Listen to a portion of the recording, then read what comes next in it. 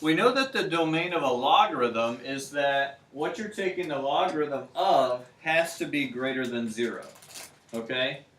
So, normally a radical could equal 0, but in this case, what's inside the log here cannot equal 0. It's got to be just greater than 0. And in order to determine the domain of this entire function, you can actually look at, all right, if I have to be taking the natural log of something greater than 0, then the square root of x minus 8 has to be greater than 0. Okay, this is kind of what you have to think through. So if we squared both sides, we have x minus 8 has to be greater than 0. So x has to be greater than 8. So when you get an answer, you need to consider your original function and make sure that your answer is within the domain for that problem. Okay? Yes? Is that for like every problem? Like you don't want to do every problem that. Yeah, now it wasn't an issue for any of the ones that you did last night, so we didn't get that far yesterday, and that was okay. But today you're going to run into a couple where you have a problem, you get an answer algebraically, but because of some of the things you have to do in the algebra, you end up getting a numerical answer that's not an answer of the original equation. And we call that an extraneous root of the equation. So we have to think about that in this case, in these cases. Now for this one, we would write this as an exponential. So we would have e to the 5th power equals the square root of x minus 8. I'd square both sides. So x minus 8 is now e to the 10th power. And then I'd add 8. Okay, so x is 8 plus e to the 10th. Is that greater than 8? Yes. So I know it's in my domain. I know that's a good answer. Okay? Where did you get the e to the 5th power from? This is confused. Because okay. The log base e here, so. Got it. Now, here's a case where we are going to end up getting an extraneous root. Let's take a look at how this would happen. We have log base 10 in both of these. Let's think about what our domain would have to be. What would our domain have to be? Greater than 0. Greater than 0. What? Greater than 0. Okay, it can't be equal to 0. X greater than 0. Now, what we're taking the log of has to be greater than 0, right? So this logarithm definitely is just x greater than 0. You would need to consider this one. 12 plus the square root of x has to be greater than 0, right? Well, if you think about this, that means the square root of x has to be bigger than negative 12. What does that mean?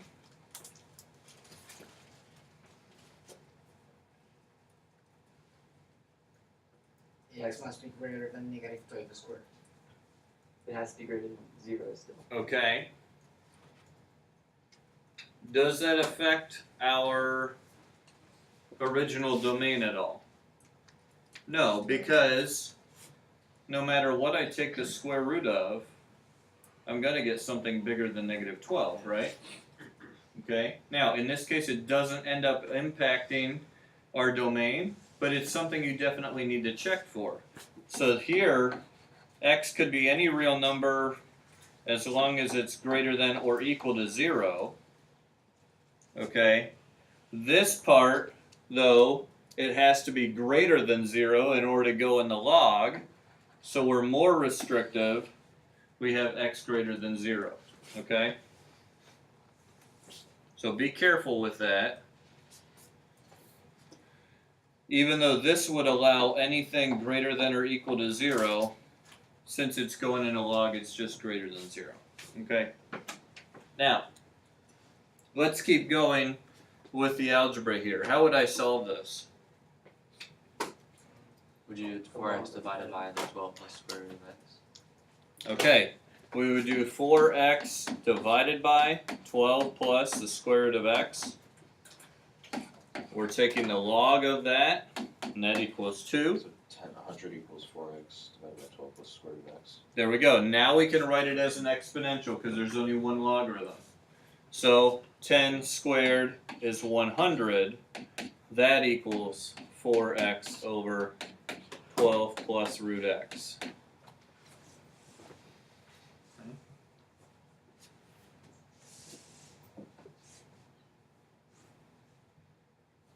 Everyone understand how we got to that point?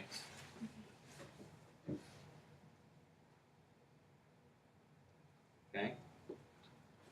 Now it's just back to algebra stuff. How do we solve it from there? Wait, hold on, where'd you get the 100 from? Okay. Wait, Where did we get the 100 from? never mind. You got it? Yep. Okay. Multiply Our by- base was 10. It's to the second power. Okay? So now what? Multiply by 12 minus root x, that's square root x. If we wanted to rationalize the denominator, that's what we would do. Multiply to 100. We don't have to. We can just, Multiply denominator to 100. yeah, let's just multiply by the denominator here. Okay? That'll get it out of the denominator.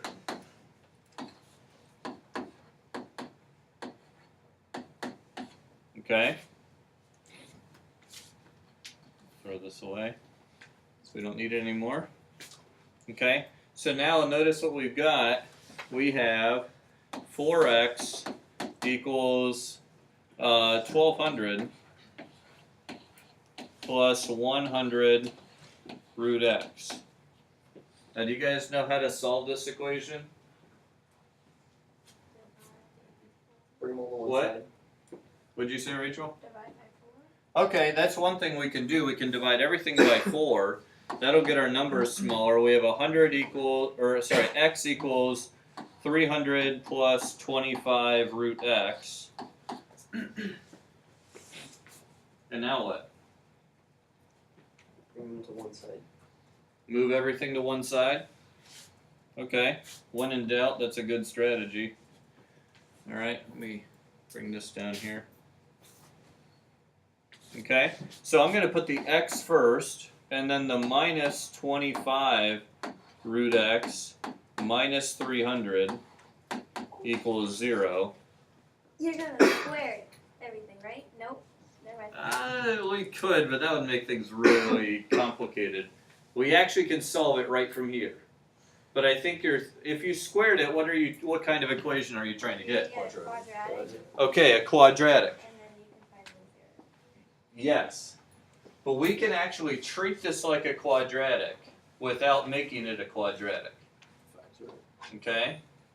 We can actually treat this like a quadratic by thinking of this root of this x as the square root of x squared.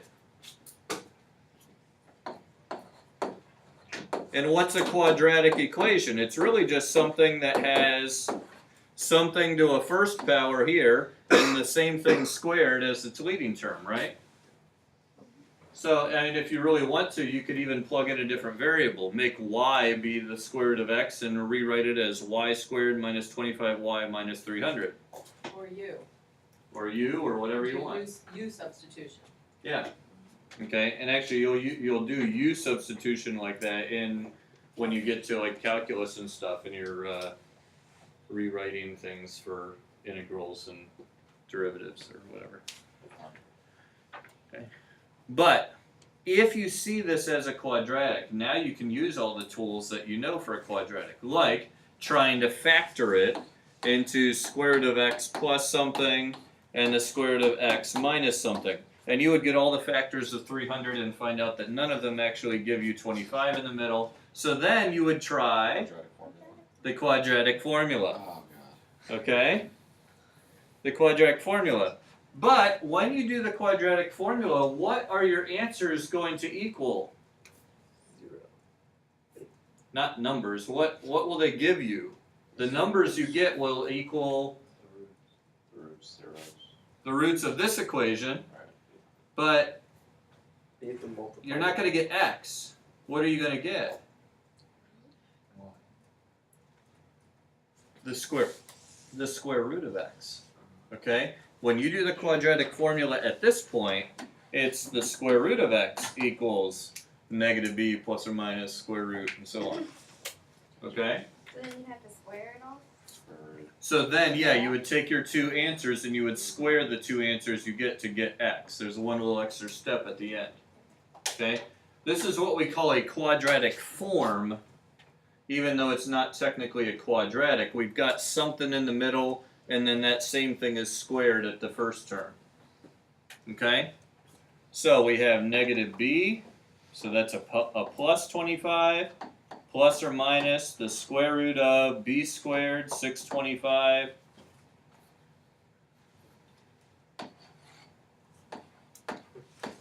minus 4 times 1 times a negative 300, so that's a plus 1200 all over 2a. Okay? So the square root of x is 25 plus or minus. What's the square root of 1825?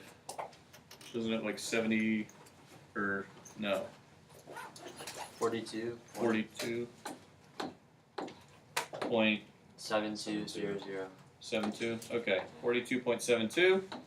So we need to add 42 and divide by 2. Then we subtract 42 and divide by 2. Okay. And what do we get for our two answers? Plus 25 is 33.86. 33.86. And then what's a negative 8.86? Is that right?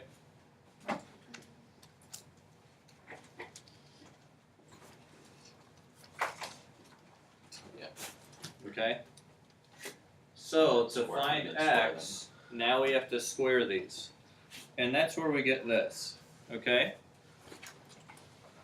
That's where we get this.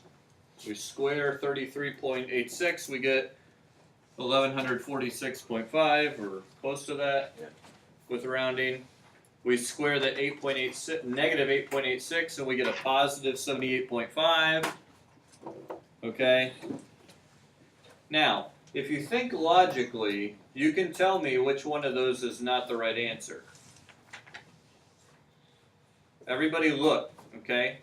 So you aren't focusing, you're going to miss stuff like this and not have a clue what you're doing. Okay? Think logically here. Look at the whole situation. One of those is not a correct answer, and you can tell without even plugging it back into your equation. 70. Which one? The bigger number? Smaller. Smaller one.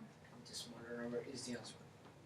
The smaller number is the answer. We are divided. Okay? So we're getting both. Someone give me a reason why you think, what makes you say this? I think like minus 300, so like you can add something with me. Where do we minus 300? Oh, up here? Oh yeah, never mind. And the square. Mm-hmm.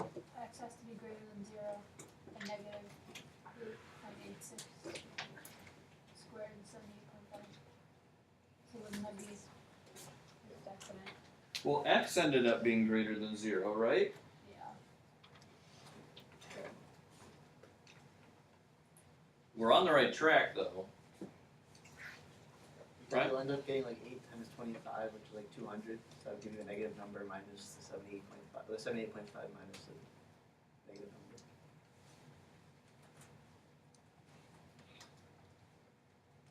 Wait, where? Where are Like you if at? you do 25, because you take the square root of 78.5, which would give you like around 8-ish. Mm-hmm. And then you multiply that times 25, and you get 200 minus the 300, which would give you a negative number. Oh, up here?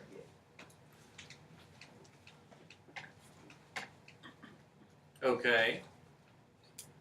But if I punch in 78.5 into my calculator, will I get negative 8.86? Well, no, you get No. 8.86. You actually end up with plus or minus that idea, right? Yeah. So theoretically here, we would get x is, a positive, unless we thought back to where this came from, okay? But here's where, think about it, when you take the square root, okay,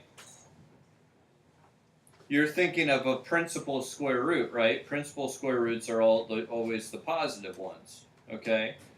So right off the bat here, this right here, where we're getting a square root equal to a negative number, should be, giving us some warning signs. All right, we need to inspect that one a little more carefully.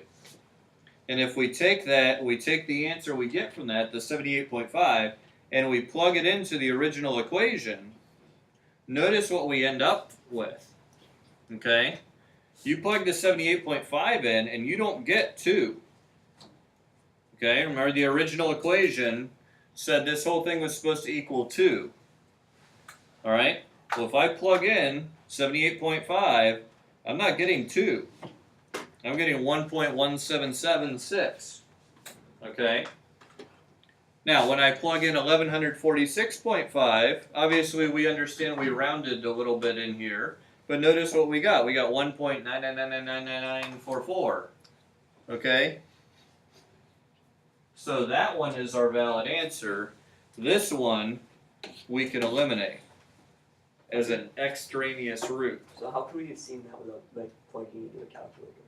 Basically, you need to plug them into a calculator. Look for situations. If it's a real straightforward type of problem, you're only getting one answer. If you at least check it with the domain, you should be good. Okay, but when you're doing stuff like squaring both sides of an equation, things that impact the degree of your function, okay, when you're squaring it, you're changing it from a degree of 1/2 to a degree of 1, okay, or if you square root stuff and that kind of stuff, anything that impacts the degree, plug your answers in and make sure that they actually work in your final equation, okay? So that's another thing. The last thing I want to show you here is just how could you solve these using a calculator when they're ones that really, there's no good way to do this, okay? You have an equation like this. Natural log of x plus natural log of x squared plus 4 equals 10. I actually give you a couple of these in your practice so you can practice using your calculator to solve these, okay?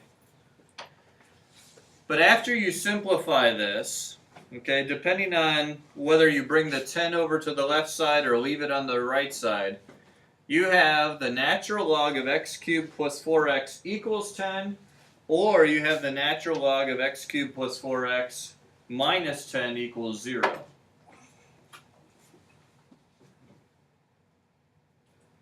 Notice I combined the logarithms, I distributed the x to the x squared plus 4. Now, when you're going to use technology to solve an equation like this, you have one of two options, okay? And it basically is whether you're leaving it like this on the left or dealing with this on the right. If you're leaving it like this on the left, on your calculator, you're going to use your, hit your y equals button. You need to graph each side of the equation as a separate function. Okay? y1 and y2. Obviously, y2 is just going to be a horizontal line, but then you have this logarithmic function. And what on the graph are we going to be looking for in order for it to be the solution to our equation? Where they intersect. Where they intersect. Okay? You're looking for where they intersect. Alright? So, down here at the bottom, I can't scroll up. Okay? Down here, this one at the very bottom, you have this horizontal line at 10. You have the logarithmic function here, and you find the intersection, and the intersection is when x is 27.98406. So 27.98 would be our solution. Okay?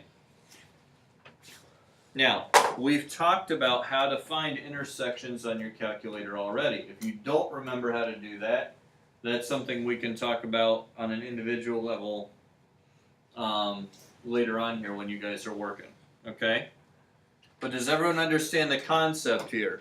You're taking the two sides of the equation, you're putting them in as separate graphs, and finding the intersection point.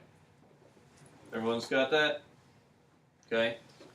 The other option is over here, getting it all equal to 0, graphing that. This is the first graph here. Okay. And then what you're looking for is when does this whole thing equal 0? And you're using the 0 function on the calculator, which you guys know how to use as well, or you should know how to use at this point as well. Okay? So that's another possibility. When there's ones that you just, you just can't really solve. I mean, if you tried to write this as an exponential, you'd have e to the 10th power equals x cubed plus 4x. And I guess there's probably something you could do algebraically to solve that, but it's going to be kind of a pain. Right? If even possible. Okay. So you get something like that, that's where you can resort to using the calculator. Alright? Okay, so what are we doing the rest of the